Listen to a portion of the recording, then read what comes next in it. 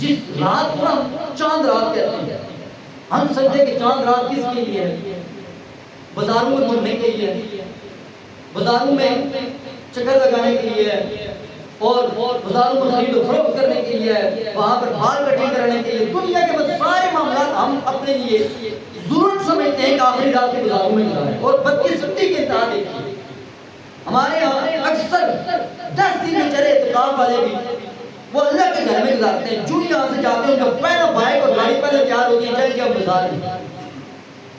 اور یہ بڑی بابرکت رات ہے۔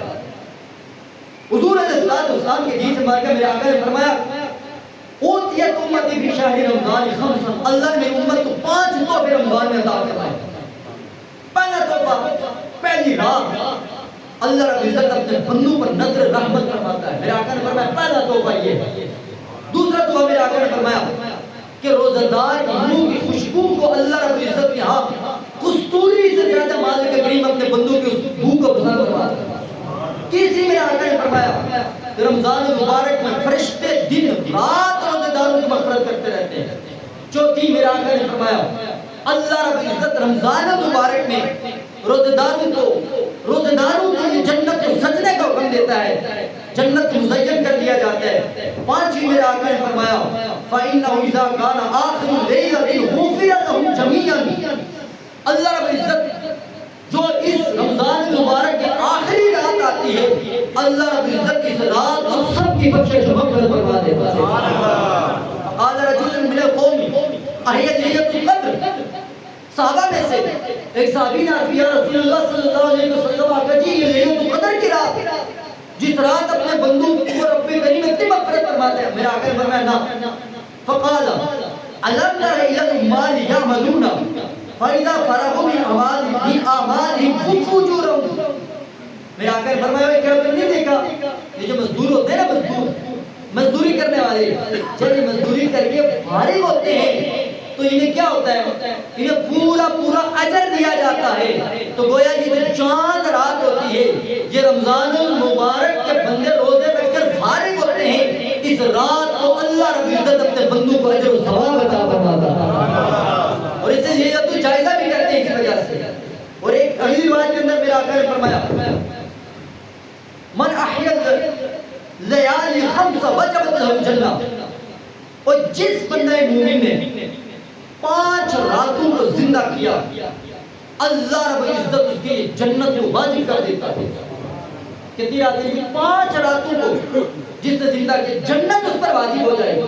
ایک 8ویں ذی الحج، 9ویں ذی الحج، عید الاضحیٰ کی رات، اور چوتھے نمبر میں آ کر فرما لیلۃ الفطر، یہ لیلۃ الفطر کی جو رات ہے، جس رات کو ہم بازاروں میں گھومتے ہیں، جس رات کو ہمارا پوری رات صبح کی فجر کی نماز بھی ہم ضائع کر دیتے ہیں، پورا رمضان اہتمام کے ساتھ پڑھ کے آتے ہیں، یقین مانے یہ رات ہماری ضائع ہو جاتی ہے، اسی وجہ سے ہماری عیدیں بھی ضائع ہو جاتی ہیں، پوری راتیں ہماری بازاروں میں گزرتی ہیں۔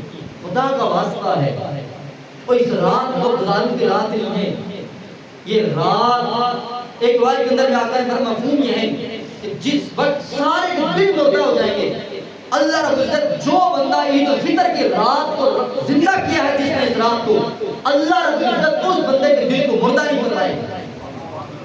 اتنی شان والی یہ رات ہے، لوگوں اس رات کو بازاروں میں نہ گھومیں، اپنے گھر والوں کو بھی تحقیق کریں، اپنے بچوں کو بھی پابند کریں کہ یہ رات عبادت کی رات ہے، یہ مغفرت کی رات ہے، یہ اجر لینے کی رات ہے۔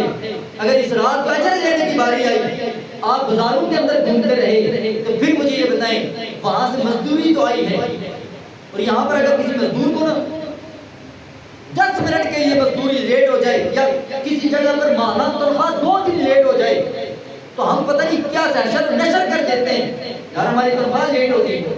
تو یہاں پر ہم کتنے بدقسمت بدنصیب لوگ ہیں، اللہ فرماتے ہیں آؤ میں دیتا ہوں، ہم لینے کے لیے کھڑے نہیں ہوتے۔ یہ ہماری سوچ، ہم کس قدر ہم کہتے ہیں بہت دانا ہیں، یہاں پر آ کر پتہ چلتا ہے جب حقیقی زندگی کے بارے میں ہمیں سودا کرنے کی باری آتی ہے تو وہاں پر ہم نفع کے سودے کے بجائے گھاٹے کا سودا کرتے ہیں۔ تو کیا خیال ہے عید الفطر کو زندہ کرو گے کہ نہیں کرو گے؟ اللہ رب العزت ہم سب کے لیے دعا کریں. دیکھیں بھائی اتفاقاً کہیں جانا پڑ گیا ہے, کہیں گزر رہے ہیں, یا کوئی چھوٹی موٹی چیز آئی تو لینے کی, یہ نہیں ہے اس کی ممانعت. آپ جائیں, چوتھا کلمہ پڑھ کے جائیں, جو بازار میں جانے کی دعا پڑھ کے جائیں, اللہ رب العزت آپ کو اجر عطا فرمائے. لیکن یہ نیت ابھی سے کر لینا, ہم نے ساری شاپنگ چاند رات کو کرنی ہے, یہ اس کا مطلب یہ ہے کہ آپ جان بوجھ کر اس کو نظر انداز کر رہے ہیں. پھر آپ دیکھ لینا جب رب کی طرف سے مجبور آپ محروم ہو جائیں گے.